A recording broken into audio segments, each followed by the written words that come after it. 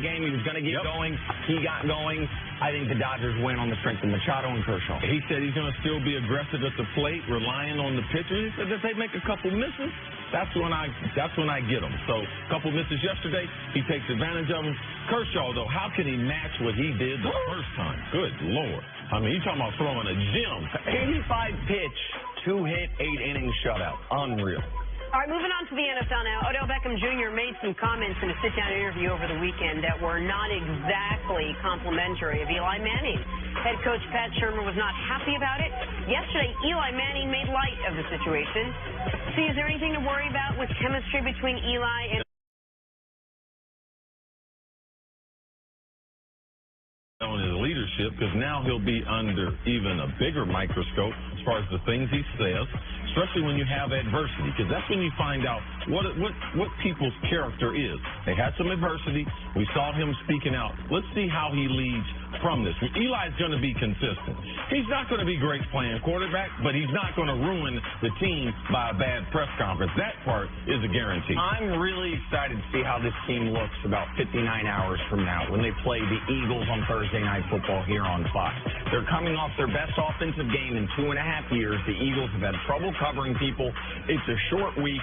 It's a critical game for both teams. I want to see how this Giants offense looks Thursday night.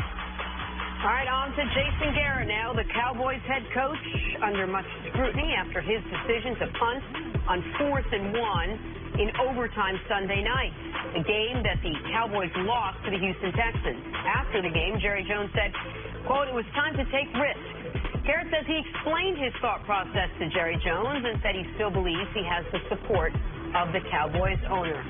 Chris, should Jason Garrett be coaching for his job at this point? Any NFL coach that's currently coaching, and that's all of them. That's the ones who have won the Super Bowl.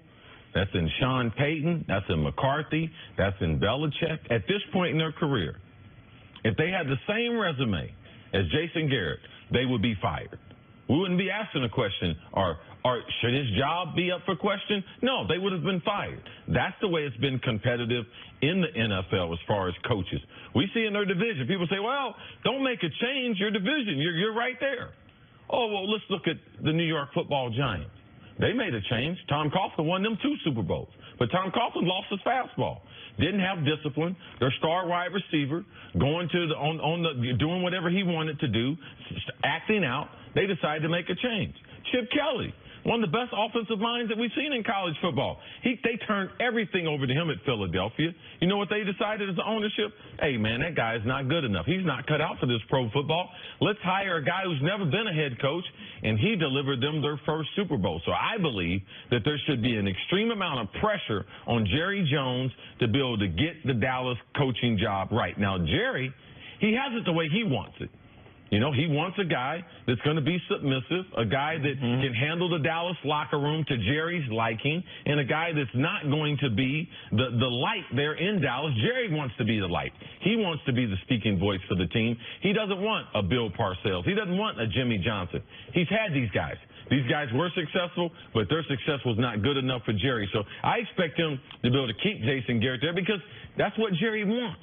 He's not like the other owners that their most important thing is trying to get a bright mind that can lead my team to a championship. Jerry has other goals in mind. He's not going to be able to accomplish that with Jason as his coach. There's only 11 coaches in the league that have been with their current team at least 5 full seasons. Jason Garrett's one of those 11. He's in year 9. Here's who they are. Ron Rivera, he's been to a Super Bowl. John Harbaugh, he won one. Mike Tomlin, been to a couple, won one. Sean Payton, he won one. John Gruden, he coached, he hadn't been with his current team, pardon me, but he had been to a Super Bowl. Oh, Mike McCarthy, he won one. Pete Carroll, he'd been to 2, he won one. Andy Reid, he'd been to a Super Bowl with his previous team. Bill Belichick, and then there's Marvin Lewis and Jason Garrett. So it's really only 9 coaches that have been with their current team for at least 5 years. Yes. He's one of those 9. Marvin at least been to the playoffs 7 times. He did it with Carson Palmer, did it with Andy Dalton. Where were the Bengals when Marvin took over? You Correct. have to bake that into evaluating him. And, by the way, a lot of people thought Marvin was fired this offseason. He went into a meeting with the owner. Yep. People thought he was going to come out fired. He worked some magic, came out with a contract It was like the Pope. The smoke came out of there. It was like, I got another year. And God bless him for it. But so when you look at, then there's Jason Garrett. 9 years, 2 playoff appearances, 1 playoff victory. Like, for who? For what? And what do you do great? What are you doing that is giving your team an edge? If you got fired, someone posed this question on a podcast I was listening to. I thought it was smart. He got fired. Who's hiring him? Like his alma mater, Princeton? Mm-hmm. Because it's not like a big-time college program. It says Ohio State, if Irvin were to retire, like, we got to go get Jason Garrett. No. Is there an NFL team that right now would be like, let's go make him our offensive coordinator? I don't even think that. And so then what are you doing exactly? What you get with Jason Garrett is exactly, seemingly, what Jerry Jones wants. Jerry Jones wants his team, and he wants to be able to meddle when he wants to meddle and pull back when he doesn't, and he wants to comment when he sees something that could, and he wants a coach who will say, oh, yeah, I see your point. He doesn't want discord. He almost wants the opposite of what George Steinbrenner and Joe Torre had.